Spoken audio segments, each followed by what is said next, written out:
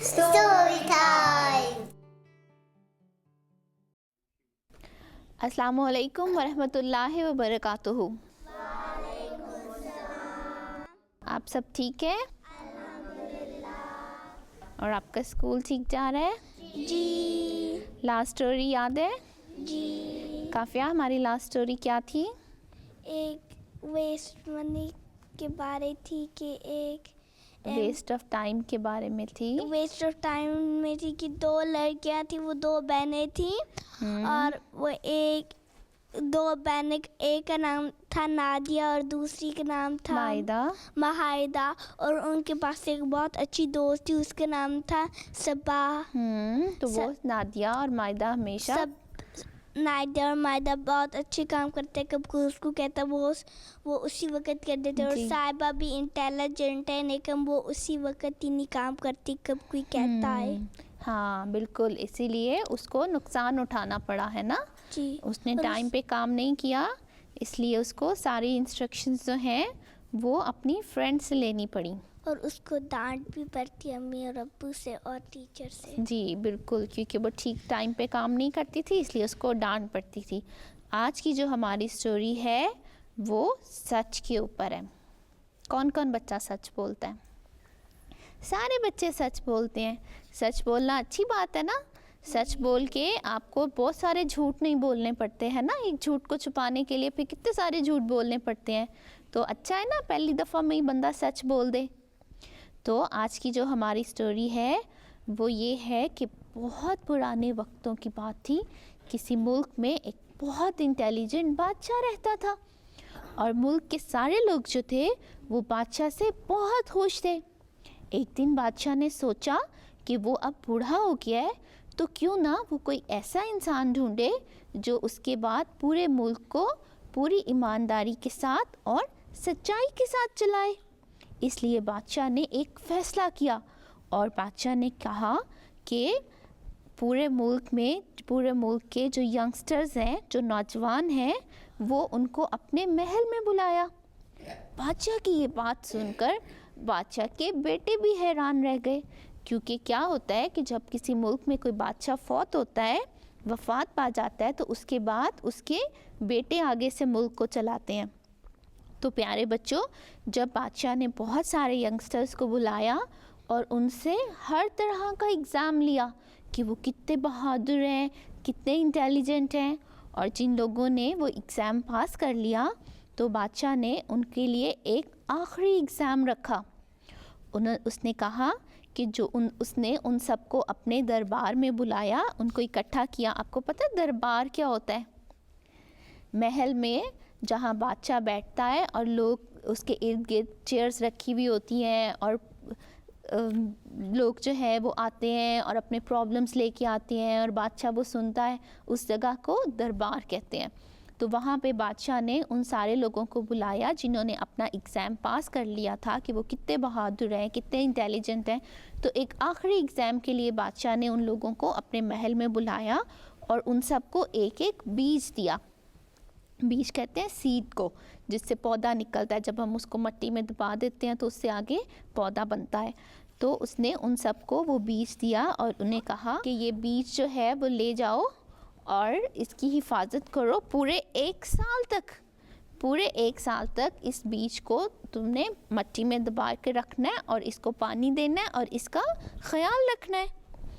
तो वो सारे लोग बादशाह की ये बात सुनकर बहुत हैरान हुए कि ये तो कोई भी मुश्किल काम नहीं है, ये कोई एग्ज़ाम तो ना हुआ ना कि बादशाह ने एक बीज दिया और उसको मिट्टी में दबा दो और उसका ख्याल रखो। सब लोग हैरान तो हुए मगर हंसी खुशी अपने घर को चले गए कि ये तो बिल्कुल मुश्किल काम नहीं है ना उसकी हिफाजत करना। तो उन सब जो यंगस्टर्स थे, जो लड़के थे, उनमें एक लड़का था लबीद। वो घर आया और उसने आकर अपनी अम्मी को सारी कहानी सुनाई कि उसने सारे एग्ज़ाम्स जो हैं वो पास कर लिए हैं और अब बादशाह ने उनको एक बीज दिया है और कहा है कि इसका ख्याल रखना, इसको सारा साल पानी देना है और फिर 1 साल के बाद मैं आप सबको महल में बुलाऊंगा। उसकी अम्मी ने कहा कि ठीक है, तुम एक एक गमला लो, एक वॉज लो और उसमें उसको मिट्टी से भर दो और उसमें ये बीज डाल दो और इसको बाकायदगी से पानी दो। अब जनाब उसने लबीद ने क्या किया, लबीद ने उसको एक मिट्टी में दबा दिया और रोज़ उसकी हिफाजत करने लगा और ये इंतज़ार करने लगा कि अब उसमें से कोई पत्ते निकलेंगे, कोई फूल, कोई पौधा निकलेगा। मगर क्या होता था कि वो बहुत दिन तक इंतज़ार करता रहा और कुछ भी नहीं निकला। कुछ हफ्ते के बाद जो दूसरे लड़के थे जिनको बादशाह ने वो सीड्स दिए थे, उन्होंने तो वो बातें करने लग गए कि हमारे तो उसमें से पौधा बन गया है, वो तो अब ग्रो कर गया है। तो लेकिन लबीद का जो पौधा था, बीज था, उसमें से तो कुछ भी नहीं निकल रहा था। ऐसे ही इंतज़ार करते करते 4-5 वीक्स गुजर गए और यहाँ तक कि पूरे 6 मंथ गुजर गए और जो बाकी यंगस्टर्स थे उनके जो पौधे थे उन पे तो फूल भी निकल आए थे और वो इतने खूबसूरत थे। लेकिन जो लबीद का था वो तो बीज वैसे का वैसे अंदर था और उसमें से कुछ भी नहीं निकला। लबीद बेचारा बहुत उदास हो गया और उसे लग रहा था कि शायद उसने अपना बीज वेस्ट कर दिया है और अब उसमें से कुछ नहीं निकलेगा। शायद उसने ठीक तरह से पानी नहीं दिया या उस बीज की हिफाजत नहीं कर सका। हर रोज़ रात को सोते हुए वो ये यकीन करके सोता कि सुबह इसमें से ज़रूर पौधा निकलेगा। उसके सब दोस्त जो थे वो अपने अपने पौधे के बारे में बातें करते थे, मगर लबीद हमेशा खामोश होकर सबकी सुनता और चुपचाप घर वापस आ जाता। और इसी तरह करते करते 1 साल गुजर गया और बादशाह ने सब लोगों को महल में बुलवाया और सब आकर अपना अपना पौधा दिखाने लगे। लबीद ने अपनी मामा से कहा कि वो ये खाली पॉट लेकर बादशाह के पास नहीं जाएगा, मगर लबीद की मामा ने समझाया कि तुमने पूरी ईमानदारी के साथ इसकी हिफाजत की है, ये तो अल्लाह ताला की मर्ज़ी थी कि इसमें से कुछ भी नहीं निकला। लबीद जानता था कि उसकी मामा बिल्कुल ठीक कह रही हैं, इसीलिए वो बहुत उदास दिल के साथ डरते डरते महल में पहुंचा और उसने वहां जाके देखा कि सबके पॉट्स में तो इतने खूबसूरत खूबसूरत फूल थे, पौधे थे और उसके पॉट में कुछ भी नहीं था। वो बेचारा उदास होके सबके पीछे छुपकर खड़ा हो गया और जो बाकी लोग थे वो सब उसका मजाक उड़ाने लग गए और उस पे हंसने लग गए कि उसके पॉट में तो कुछ भी नहीं है।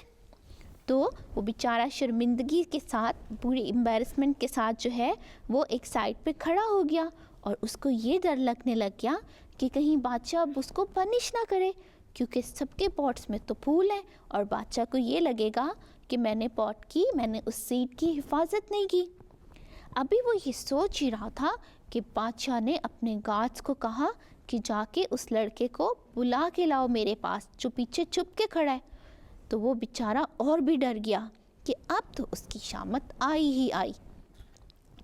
अब सारे बच्चे जो दूसरे यंगस्टर्स थे, उनको तो ये यकीन था कि बादशाह अब लबीद को पनिश करेगा और वो सारे हंसने लग गए। जब लबीद बादशाह के पास पहुंचा और बादशाह ने उससे उसका नाम पूछा तो उसने डरते डरते कहा कि मेरा नाम लबीद अहमद है। तो सारे लोग जो हंस रहे थे, बादशाह ने उन सबको चुप करवाया और पता है क्या कहा? बादशाह ने कहा कि ये आज से आपका अगला बादशाह है। सोचो बादशाह ने ऐसा क्यों कहा?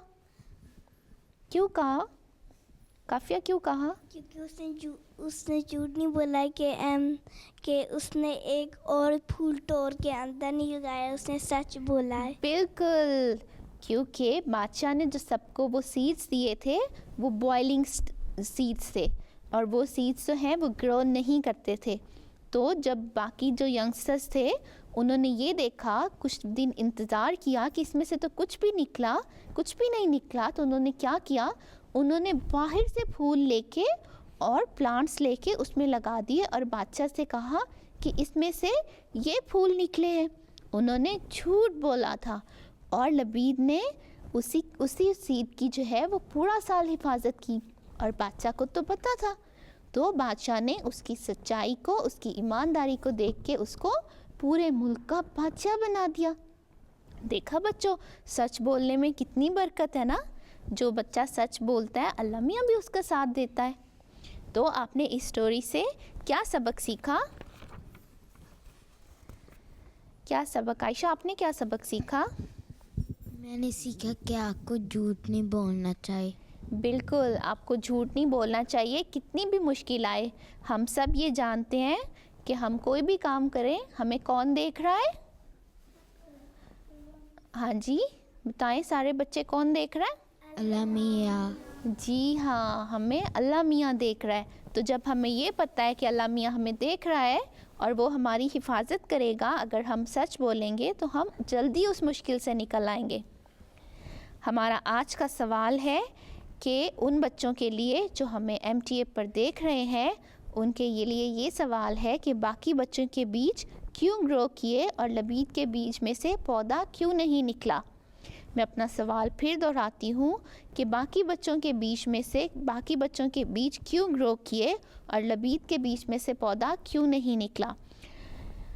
इसके अलावा हमें आज जो मेल आई है वो अतर अहमद ने भेजी है। अतर ने हमें बेल्जियम से मेल भेजी है और उसने कहा है कि उसे हमारा प्रोग्राम बहुत पसंद है और अतर की उम्र 9 साल है।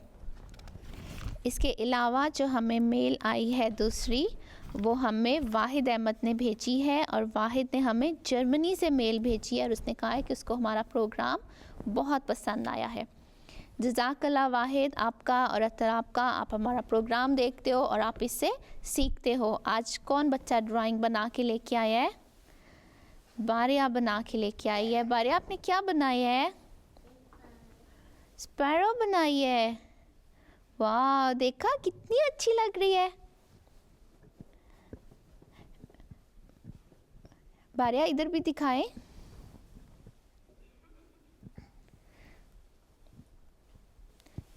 जी अच्छी है ना, देखा कितनी कलरफुल है।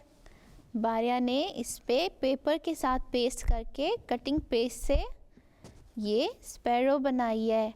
अगर आप सब भी बना सकते हैं तो आप हमें ज़रूर भेजें, हमारे साथ शेयर करें। वो सारे बच्चे जो हमें MTA पर देख रहे हैं वो भी हमें ईमेल कर सकते हैं, हमें ख़त लिख सकते हैं। अगर आपकी कोई ड्राइंग है या कोई अच्छी चीज़ है जो आप हमारे साथ शेयर करना चाहते हैं तो आप हमारे साथ शेयर कर सकते हैं। हमारा ईमेल एड्रेस है storytime@mta.tv और हमारा पोस्टल एड्रेस है storytime care of MTA international 16 Gressenhall road. हमारा पोस्ट कोड है SW18 5QL लंदन UK। इसके अलावा अगर आप हमारा ये प्रोग्राम MTA पर देखना भूल गए हैं, आपको स्कूल जाना था, आपको ट्यूशन पे जाना था, तो कोई मसला नहीं, आप किसी भी वक्त ये प्रोग्राम YouTube के ऊपर देख सकते हैं। आप YouTube के ऊपर जाके लिखिए story time MTA online 1 story time और आप ये प्रोग्राम देख सकते हैं। इस सबक के साथ, इस नसीहत के साथ कि कोई भी मुश्किल आए, अल्लाह ताला हमें देख रहा है और वही हमें इन मुश्किलों से निकालेगा। इसलिए किसी भी हाल में हमें झूठ नहीं बोलना चाहिए। अगर हम सच बोलेंगे तो हमें अल्लाह ताला इसको ज़रूर इनाम देगा। ठीक है, अपना बहुत ख्याल रखिएगा। अगले हफ्ते फिर मिलेंगे, तब तक के लिए अस्सलामु अलैकुम वरहमतुल्लाहि वबरकातुहू।